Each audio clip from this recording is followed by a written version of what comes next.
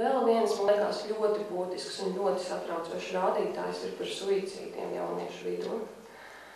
Tad, ja mēs pajautājam jaunietim, vai tu kādreiz esi domājis par pašnāvību, vai mēģinājis to veikt, tad katrs trešais jaunietis ir domājis par pašnāvību, kas, man liekas, ir ārkārtīgi satraucoši.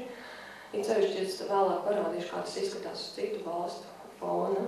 Un 12%, katrs 10. jaunietis, kas ir aptaujāts, ir teicis, ka viņš ir mēģinājis par to izdarīt.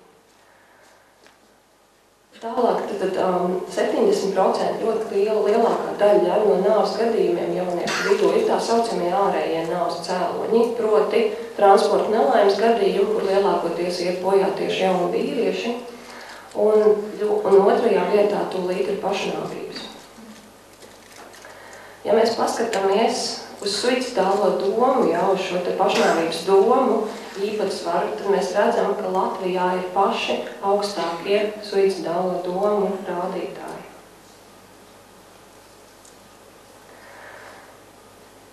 Un, ja mēs paskatāmies tad uz tiem datiem, kur jau šie jaunieši pašnāvības tiešām ir veikuši, tad mēs atkal redzam, ka, teiksim, salīdzinot ar Eiropas vidējiem rādītājiem, ar Franciju, ar to, kaut vai ar Igauniju, mēs redzam, ka ir ļoti, ļoti augsti jauniešu pašnāvības rādītāji.